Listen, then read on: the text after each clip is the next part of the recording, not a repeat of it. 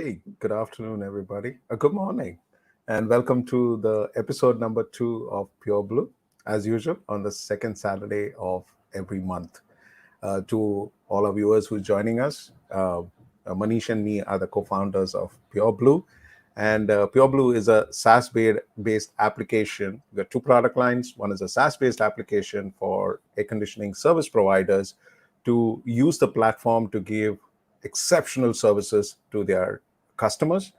And the second service we have is Smart AMC, an IoT-based services whereby you pick up an AMC for your air conditioning equipment, all kinds of air conditioning equipment, but you also get an IoT device free of cost to monitor your energy and build on your energy efficiency. Did you say So, free? Manish, yeah, that's free. That's free, Manish. It's Wow, free. Smart man, AMC. that there's got to be some catch. I'm pretty sure, but there is actually no catch. But when you say free, people get a little skeptical, and I wouldn't be surprised. But it is free. So, That's true. but Yeah. And and and, so and that's the everybody, whole welcome idea, right? to episode number 2. So today we're going to talk about reliability, accountability, and productivity. What we call RAP, Pureblu RAP, RAP. Again, reliability, accountability, and productivity. And today's topic, we decided to talk about. I know we always, for the last 18 months, the last 20 months, we're talking about the pandemic and COVID and how it affects everybody. But we thought today, let's really, let's hone in on one industry, which is the HVAC industry, and really see how it has been affected. It's very easy to say at a high level, yes, some people have not done well, some people have done well. Like if you look at, restaurants physical restaurants have done very poorly. But then you look at online education, you look at e-commerce, they've done phenomenally well. So, I would say some industries have done very well and some industries have not done so well. And that's the same with HVAC. And within HVAC, some areas have done well and some areas have not done well. So I thought who better than, of course, the other partner with Ajit that can give us some insight into what areas of the industry have done well and have not done well. So I'll give it over to Ajit and he can tell us how the industry as a whole has fared over the last 18 months with the pandemic. Yeah, Manish. So when actually the pandemic broke out, the first thing was everyone shut down, right? It's all shut down. So did all the businesses shut down. But what was permitted to kept open was essential services. And one of the essential services at that time was the hospitals. And now most hospitals cannot have their operations without HVAC support and HVAC services support. But HVAC services support was not an essential service, right? So that became the huge problem. Mm-hmm. Then the whole challenge was, okay, I get a special approval. So most of the people who decided that I'm not going to sit back and I'm going to do something about it, reached out on their own, figured a way out, access through their network or to their clients, and then they managed to get an essential service pass. Now, here's the problem. You got an essential service pass, but how do you operate? Because your staff is not able to travel. They don't have their individual passes. And if those passes were given, they were not able to recognize it. And then the problem is once you get these people onto the site, what do you do then? How do you manage them?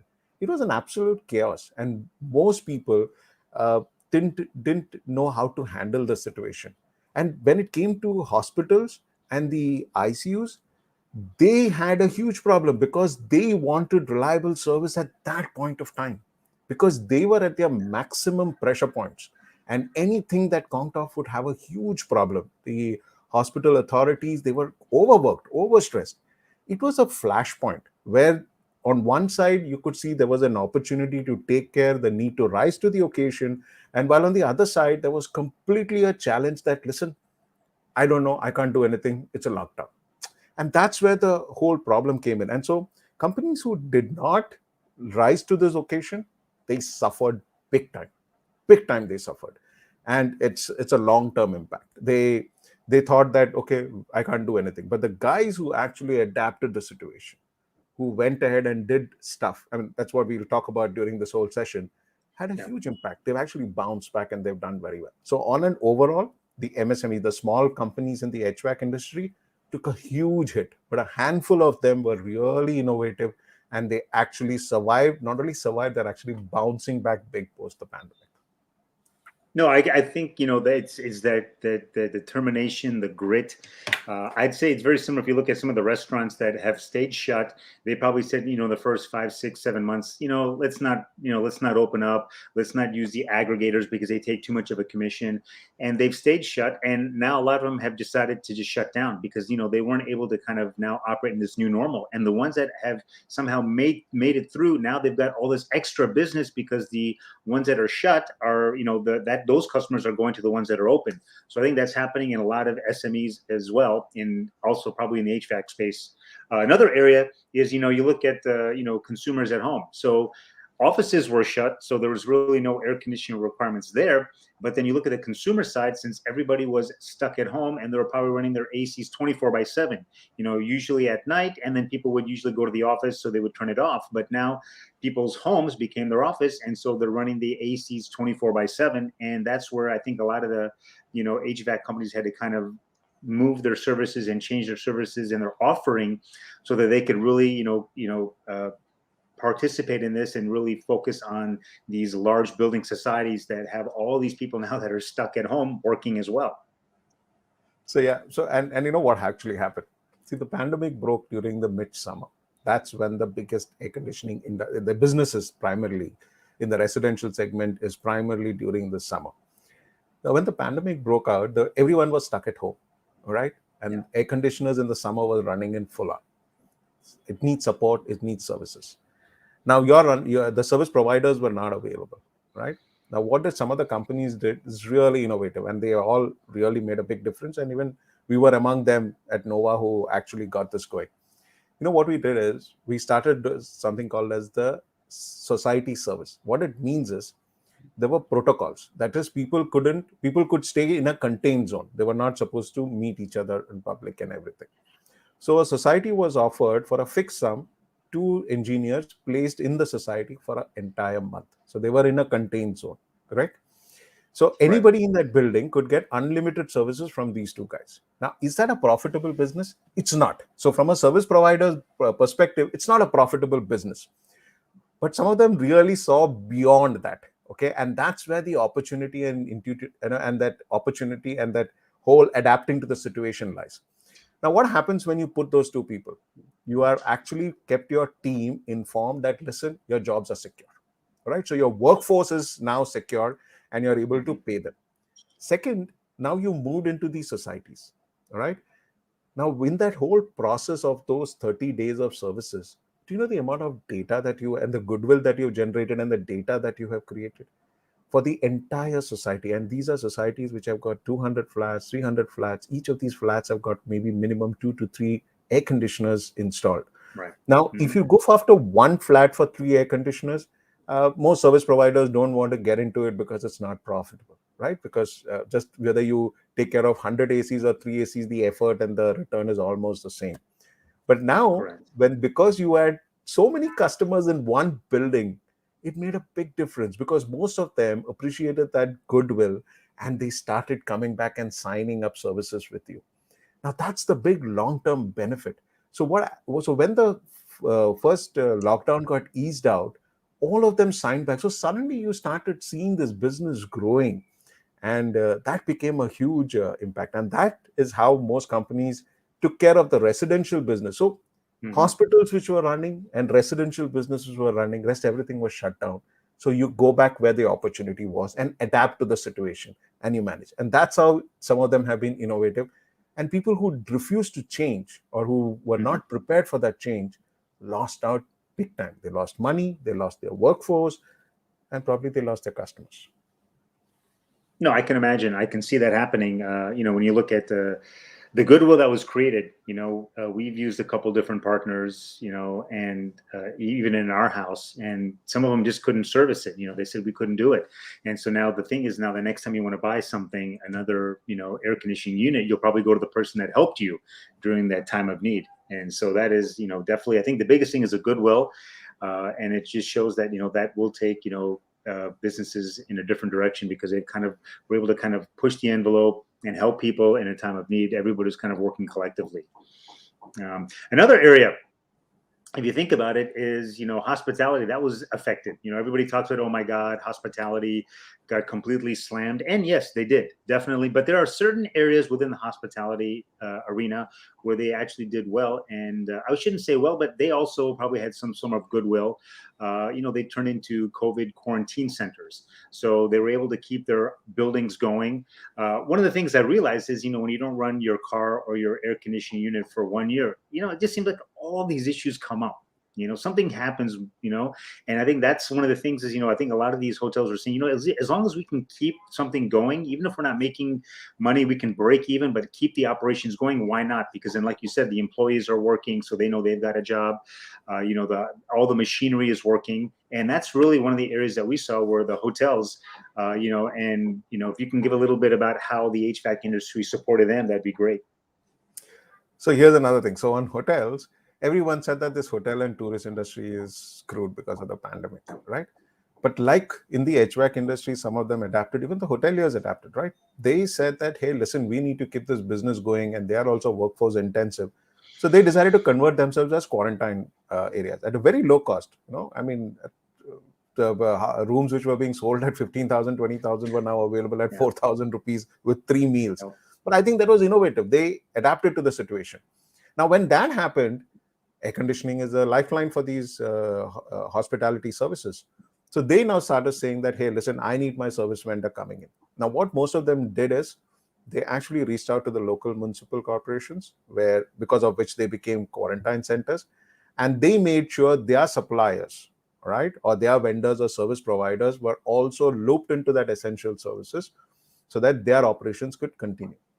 And that's how, so people who were ready to manage that business became another opportunity for them to get back to services.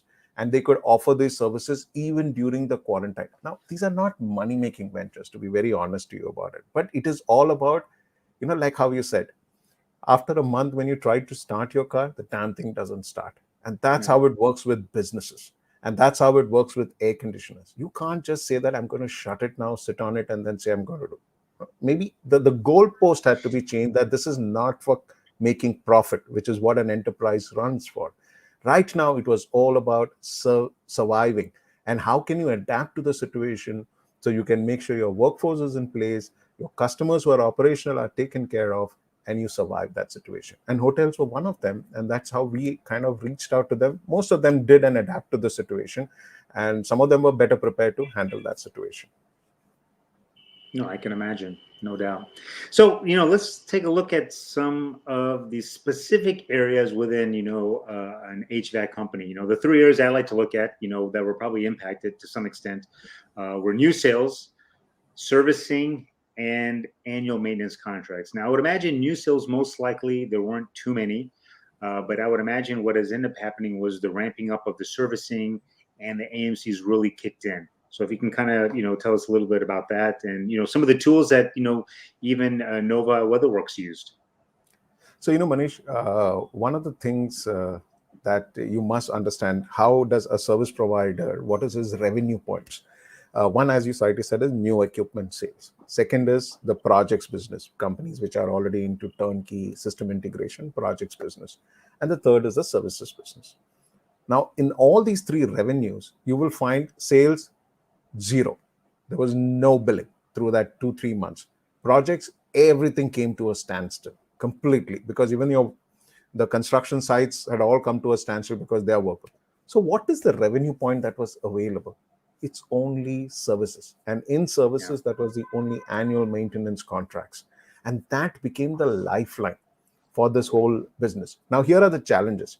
Now, let's say you got your essential services pass, you placed your engineers in the hotels, in the hospitals, or in the societies.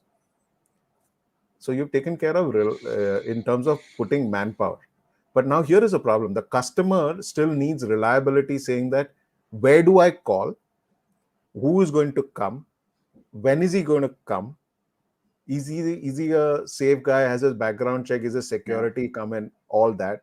They are also concerned about who is the person coming. So reliability was a question. That was one thing that had to be addressed. Second, from a service provider's perspective, right? His staff, his office is not open, right? So how do you manage the business? Say, for example, if a spare part is required, how do you manage? How do you keep track of all your customers who are calling in?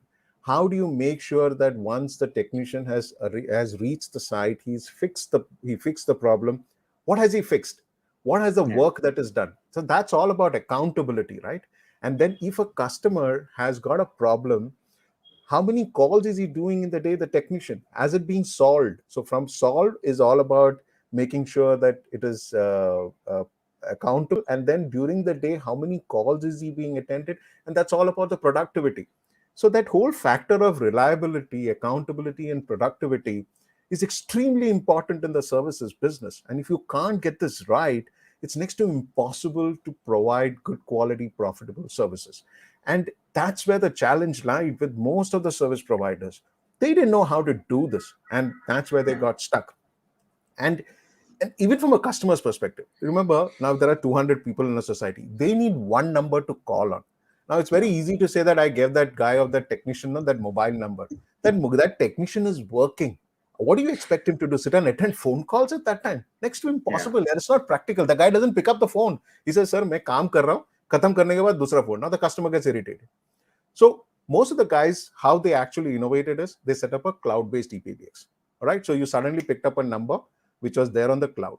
And then your back office staff is working at home, right? So their mobile phone numbers became what you call as the intercom numbers. So customers used to call on that number. Somebody used to pick up the phone. There was not one person, there were at least 3 or 4 people operating from home, and the calls were being recorded. New customer data was being recorded. Calls were being allocated on time. That when it was Hmm. allocated on time, it was getting on his app one by one. The calls were getting arranged. The technician was just not disturbed. He was doing his job. Customers were getting emails as to what time that call would get attended during the day. So even under the pandemic, the wow factor and the reliability factor was addressed. And at the back end, you were able to make sure that accountability factor, that if you logged a problem or a complaint, that was fixed. And at the back end, you could also figure out what is the productivity that you can do. See, in a typical day, a technician would do not more than 3 or 4 calls. But if he's in a Right. contained zone in one building, that can go at least to about 14 to 15 calls in an 8-hour working. So your Wow. productivity was much better. You had to ensure that. And these are the big things that people who are using Pureblu achieved. And that was a that and you've seen it across. Everyone who's used Pureblu have actually bounced back, have retained their customers, and they've been able to go. And that's exactly what we did. Yeah, I mean, I would say the biggest thing is, with that is, let's say you've got 4 or 5, people taking calls and they're all remote. How do you coordinate all of that?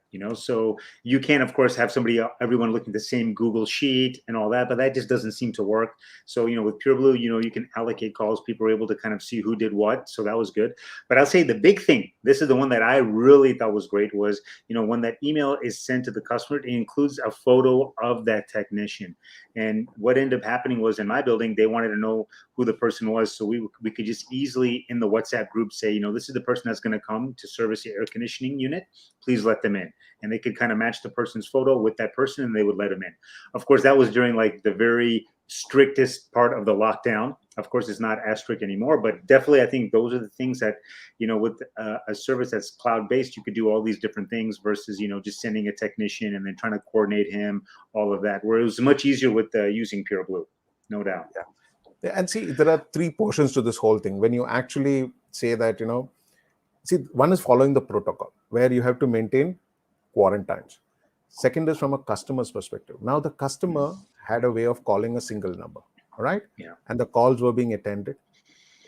His data was on the cloud. So if he was an existing customer, he has this fantastic thing that you make a phone call and that call gets picked up. And the guy says that I'm going to send a technician. The guy is going to come, all right? That's one.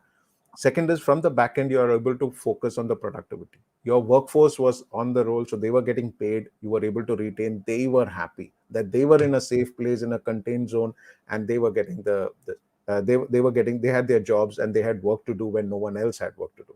From the back end, you had always the full control of what is happening, what were the calls that were being logged, which are the new customers, their data was being collated, and there were these multiple people all logging in onto the cloud platform. to understand what is happening. And here's the beauty: we were sending out renewals, AMC renewals that were happening just at the residential segments and customers, because they wanted it. And the very fact that they knew that you were operational, they trusted and they just transferred money. So your revenue started within just 1.5 months of the pandemic. Within the first week of May, I think the first month got affected, but come first week of May, second week of May, your revenue flows started, even though your offices had not opened. And that was the best part. So servicing is extremely reliable, and it's a set business, but you need to stay focused on it, and you need to digitize and bring in a process around it. Like, for example, how do you move spare parts? So you opened your service center, and you had a few technicians who were based in the service center and the stores. So you converted your office into a residential place. All right. So people were staying in the office and they were managing the entire services. A phone call comes, you had two vehicles, or three vehicles, whatever number of vehicles, who had already got essential services, and they were going, spoken hub kind of a stuff, going from the stores, going to the place, dropping the spares, coming back, going, picking up spares, going there and coming back. It just worked. I'm not saying it was the best thing. It was as good as pre-COVID, but you were rolling. You were moving. You could tell the customer that, listen, I'll fix it. Maybe not in another half an hour, 1 hour, which you do it, but within the day, I'll fix it for you. That's the reliability factor. And every time a customer see, air conditioning is, from a customer's perspective, I only think of air conditioning when that damn thing doesn't work. So what he wants is reliability. He wants reliability. And once he's convinced that I have a reliable service provider, he's never going to leave you. And the only way to do that is primarily digitizing the entire process, which is how we built Pureblu. So this is all about the HVAC and services industry.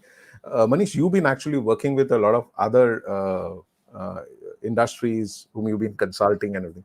Tell us, how did the other industries actually tackle this problem during the COVID? Right. So I work with a lot of other startups, and the core part that I work with them is on the technology side. So as you know, over the last 18 months, anything tech related has done very, very well because everyone is trying to get online, trying to digitize all of that. So there are three key areas that I've been focusing on. If you look at fintech, that of course has gone crazy. Part of that is because, the stock markets have gone, just immense growth. If you look at the Sensex, Nifty, you look at world markets, they've gone up. So because those markets have gone up, then everyone is trading stocks. So anything that's fintech related has done really well. Second area is e-commerce. That has also picked up quite a bit because before, you could just go to the local store or the Cheddar store and buy something. That, of course, stopped. So people were going onto Amazon, Flipkart. That has also had really, really immense growth as well. But the one key area that I thought was really interesting was in the industrial side. So I've been working with a couple of companies in the industrial IoT side. So when it first happened, the pandemic, the first 3-4 months were a little difficult because everything was shut, factories were shut, things were shut. But then they started realizing that they needed to start monitoring things. And before they could say, we'll just send somebody, they'll take a quick, walk on the factory floor and we'll kind of understand the status of all of our machines. Now they wanted all that data to be sent to the cloud, and they wanted it via, the Internet of Things. So that has really triggered another wave of what I would say industrial IoT, where everybody wants to automate and measure everything. Even if you look at, when you walk into office buildings, some of them, they kind of check whether you're wearing a mask or not. So they're using AI, they're using recognition. So all of these things now people want to remotely monitor. And that's been the biggest thing. So having seen it, just like when it first happened, April, May, everything kind of came to a grinding halt. Everyone was wondering what's going to happen.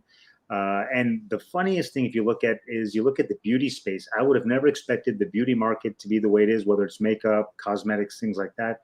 But they've really taken off in the last 3 to 6 months. And I think that's an example of where nobody really knew where things were going to be 18 months ago. If you were to tell somebody that the stock markets were going to be at all-time high, you wouldn't be able to go and meet people. You wouldn't be able to go to the office. You wouldn't be able to go to parties.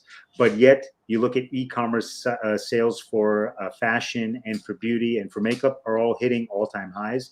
That's something no one ever expected. So I think that's one of the craziest parts of this entire pandemic is what you thought was one thing is completely different from what actually ended up happening. But in all of this, the technology has really before it was kind of the back seat, but now everyone is front and center saying, you know what, we want to make sure that we're technology first, because if this ever happens again, we want to make sure that we can at least optimize for it, and make revenue from it. And another example I'll give you is people that are making, let's just say, a simple widget, whatever it is, maybe if it's an air conditioning unit or a car, they sell that one time and then that's it. What people have realized is they want, a subscription service, software as a service, because even through the pandemic, people are still paying for that. And that's one of the big things that people have now realized is, I want consistent revenue. So I could sell that air conditioning unit, or I could sell that car for, one big amount, and then I forget about it. Or, people are now saying, hey, let's start selling these things on a subscription model, so that if we ever have this issue again, at least we're getting some money coming in. And that's what is really changing. And you see that. Of course, you see it with software, but I think we're going to start seeing it now with hardware devices. There's a company, I think, based in Bangalore, where they are selling basically AquaGuard type machines on a monthly subscription billing of, I think, 200 to 300 rupees a month. And that's something I think that's great, because now for them, they know they can at least have a consistent revenue model going forward.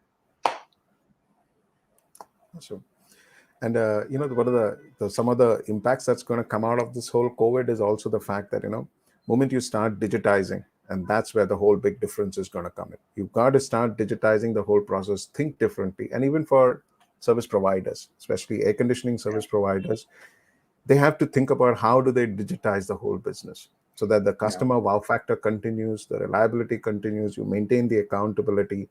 And there was a second lockdown. It just didn't matter to most of them. They just actually pulled through the second lockdown. They managed to handle their customers, and they never shut down after that. So even if there is a third lockdown, you continue to be in a hybrid model, but your reliability continues. So we're just about towards the end of the last, but before that, I have a good friend who's actually put in a message. For the past 25 years, he's known me, and he's saying I'm mesmerizing. Tejpal, thank you very much, Tejpal. Good to hear from you, my friend. Thanks for being here. That's fabulous. So before we actually wind up our show, we've got another 3 minutes to go. Manish, I want you to give us a little insight into the whole concept of direct to customer and IoT technology, and how that's going to, I strongly believe that's going to have an effect even in the HVAC industry, and that's where the industry is going. So give us a little insight into D2C and IoT. Well, unfortunately, you've only given me 2 minutes, which is not enough time, but definitely direct to consumer, what they call DTC, is really, taking off right now. People can see it, all these new brands coming up. I really feel that like I said, software as a service is for software, but I'll see these subscription models even for hardware. And I definitely feel like we're going to see this in the air conditioning space as well. An example I'll give you of something that has really changed in the last 18 months is there's a company based in Bombay that creates their own running shoe. Now, if you were to tell me 2 years ago that there's a company in Bombay that's going to try to compete against Nike or Adidas, I would have said, good luck to them. They have no chance. But today, where we sit, I can see a lot of these brands taking off, because really the addressable market in India is very large, and the whole Make in India initiative is there. And people have all these new ways of going direct to the consumer. You no longer have to be in a retail store. You can be on Amazon, you can be on Flipkart, but even more so, because of the marketing through Facebook and Instagram, you can really get directly to the consumer and push your product. And the beauty of that is you kind of own that entire chain. You own the manufacturing, you own the selling, you own the servicing, so you can really get a much closer touch point with your customer. And I can definitely see that happening in a space like air conditioning moving forward. We haven't seen it yet, and I feel like that's probably the next evolution of this space is you own that entire, what I call full stack, which is the manufacturing, the selling, the servicing, the spare parts, all of that, private label, you name it, everything. Because like you said, nobody really truly cares about their air conditioning unit until it doesn't work. And that's one thing that, when you own the entire, value chain, you can really focus in on that and give that customer a great experience and something that they won't even know, because the reality is until it breaks, they don't know. Absolutely. But like I said, this was only 2 minutes. I really feel we need to do a whole another episode on direct to consumer DTC. Yeah. Let's put that on on our list, and we'll do one of those episodes for that. So great. So we're 30 minutes into it, and I think we pretty much covered quite a bit on the impact of the COVID and this business services. So thank you to all our viewers. If we have viewers who are actually service providers for air conditioning, that's the number on the screen. And feel free to call us, and we'll be happy to give you a live demo and introduce you to the entire platform. Or if you are a customer or a consumer, or you use an air conditioner, which all of us are, then go in for the smart AMC. That's the number which is there on the screen, or drop in an email, and we'll have one of our engineers reach out to you, and you can tie up for smart AMC with us. And remember, we are all about RAP: reliability, accountability, and productivity. That's what our platform is built on. So that's all You for forgot our. about that. Oh, wait a minute. You forgot about that free IoT device in a Oh smart yes, the AMC. free IoT Remember, device. Yeah, free you take on IoT an device, the AMC, energy you meter. get a free Yes. the energy meter. You get an energy meter Yes. free installed, where you can monitor your energy consumption. That's fantastic. So before we close the day, hey Manish, isn't this better than blogging? Tell me the truth. Don't you think it's much easier to just throw your thoughts out there rather than writing a blog? And we continue to do this every Saturday. Yep. Well, I've been blogging for 16 years, but I can tell you the reality is everybody wants video content. So that's the reason why we said, hey, let's start doing this once a month. And I definitely feel that, I think we'll be able to grow this audience. People will be more engaging because they can see video, they can quickly view this on YouTube. So I think it's definitely a great medium. Awesome. That's what we're going to continue. So see you next Yep. month on the second Saturday at 11:30 a.m. Thank you very much. Thanks for joining us. Take Look care. forward to Thanks, hearing everybody. from you. Thanks a lot, guys. Thank you All very right. much. Bye-bye. Bye. Bye bye.